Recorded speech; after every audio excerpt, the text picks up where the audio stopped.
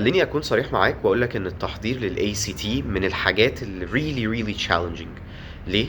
لإن مش بس لازم تبقى عارف كل الlessons اللي هتيجي في الexam، لأ، أنت عشان الtime is very limited في الexam، الtime قصير جدًا، لازم تبقى عارف كل الtips and tricks اللي تساعدك تحل بسرعة، ولازم يبقى عندك time management كويس جدًا. وطبعًا زي ما الناس اللي شافت الact عارفين level الreading بتاع الact صعب، عايز حد الEnglish skills بتاعته كويسة، عايز حد مش بس بيقرا ويفهم كمان بسرعة، لأ يعرف يحل في الوقت القليل ده. فعشان كده عملنا لكم course الsolving بتاع الact.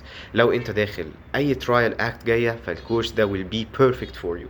أولًا مش بس هنحل مع بعض كل الامتحانات، لأ ده إحنا كمان هيكون عندنا a really intensive reading program معمول عشان مهما كان الlevel بتاعك في الEnglish يعلى بيك إن شاء الله. وغير إن إحنا نحل ونشرح الامتحانات ونتابع معاك بشكل مستمر الprogress بتاعك في الEnglish وتحسّنك في الEnglish نفسه عامل إزاي.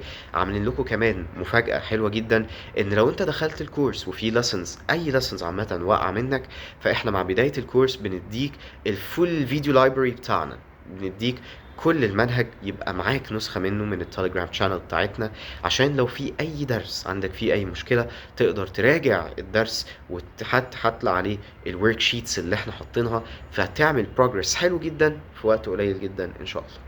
مستنيين إيه؟ مستنيكم تنورونا إن شاء الله. لو أنت عايز تشترك في الcourse ابعت لنا رسالة as soon as possible، وأشوفكم على خير يا شباب إن شاء الله. سلام عليكم.